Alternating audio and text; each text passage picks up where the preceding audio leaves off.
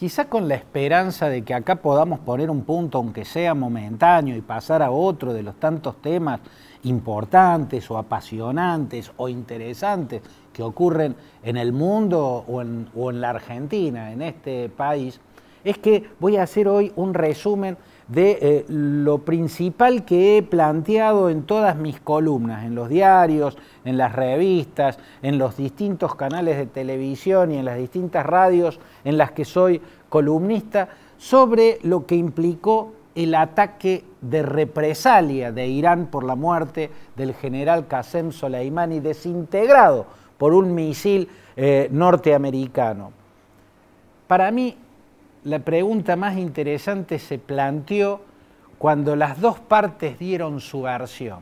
Según el ayatolá Ali Jamenei, la máxima autoridad en ese país, que es una teocracia, el ataque de represalia que fue a dos bases, donde hay presencia norteamericana en el territorio iraquí, dejó 80 norteamericanos muertos.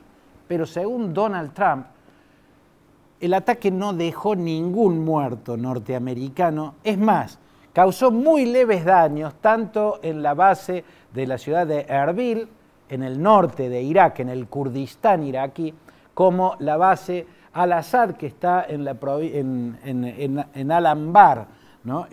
Muy pocos daños y ningún muerto ni herido, según Donald Trump, 80 norteamericanos muertos y una devastación en las dos bases, según el ayatolá Ali Jamenei. ¿Quién miente? ¿Quién dice la verdad?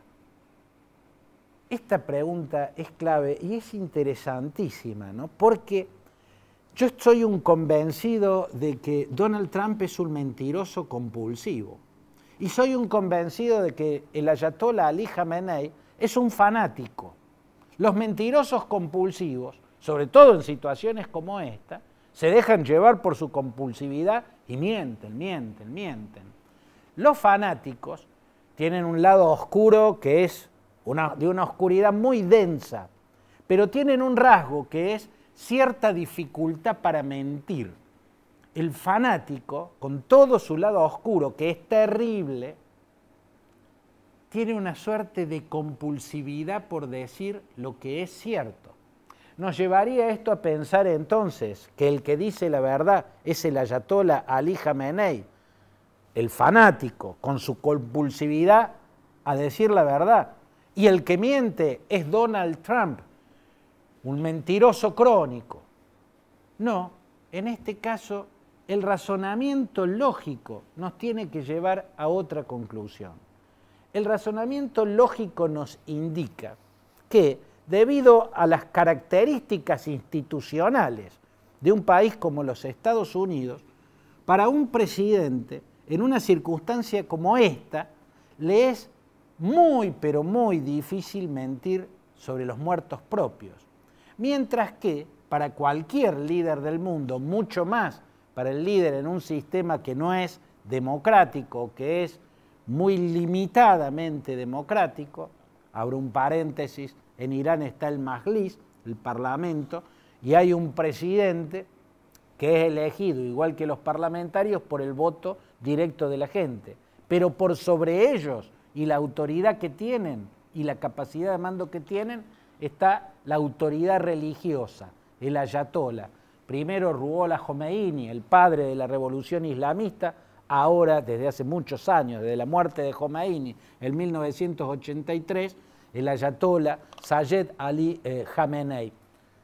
Entonces quiere decir que, decía que por la característica institucional de Estados Unidos, para un presidente norteamericano es muy difícil mentir sobre los muertos propios, mientras que para cualquier líder del mundo siempre es muy fácil mentir sobre los muertos ajenos, en particular para un Estado que no es democrático y no es un Estado de derecho, o al menos que es muy limitadamente democrático y muy limitadamente un Estado de derecho.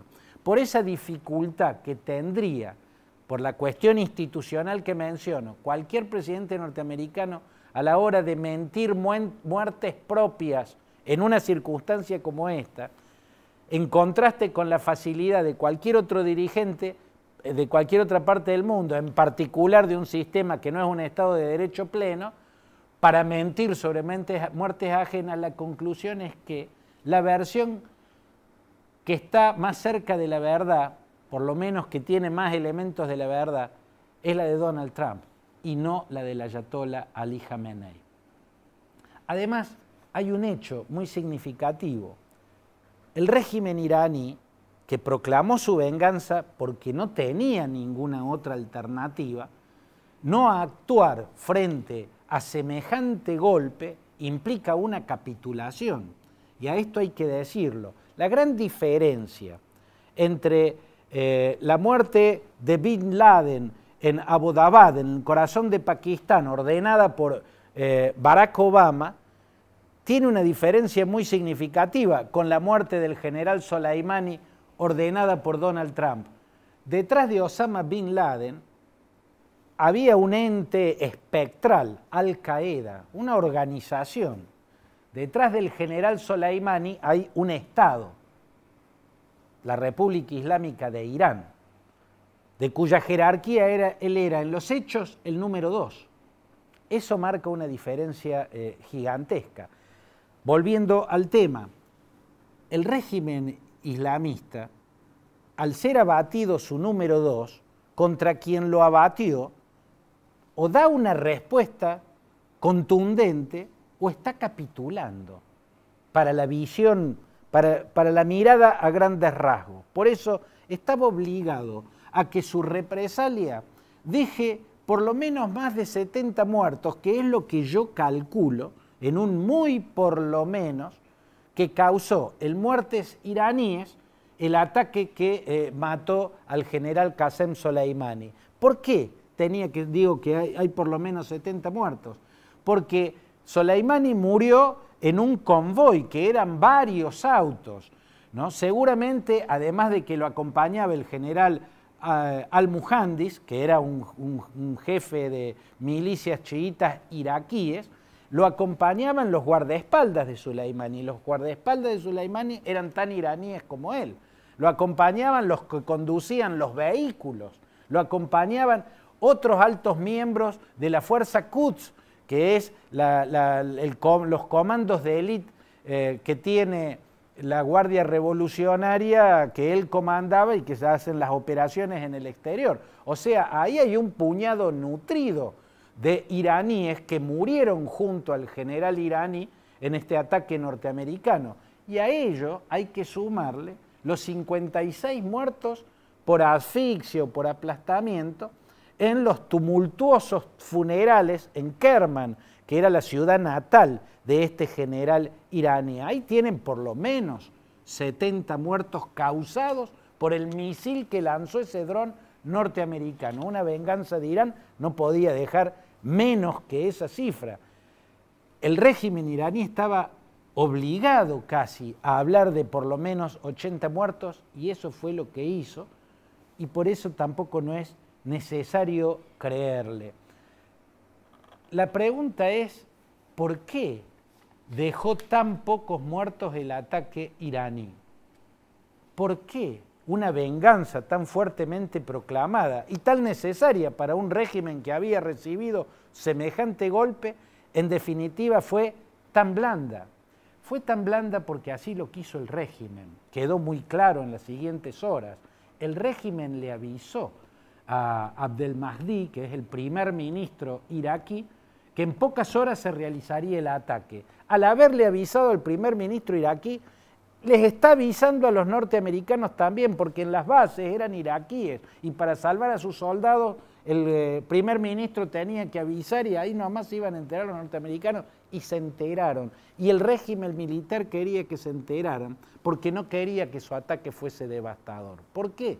Porque el ataque iraní podía ser dos cosas, paradojalmente podía ser dos cosas absolutamente contrapuestas, o una declaración de guerra o una propuesta de paz, o de tregua, no tanto de paz, pero sí de tregua. Hubiese sido una declaración de guerra si el ataque iraní buscaba causarle a los norteamericanos la mayor devastación posible, el mayor número de bajas posible. Pero si buscaba lo contrario, causar el menos daño posible, ser lo más simbólico posible. Entonces, el mensaje del ataque era una propuesta de tregua. Eso parece haber sido el ataque iraní.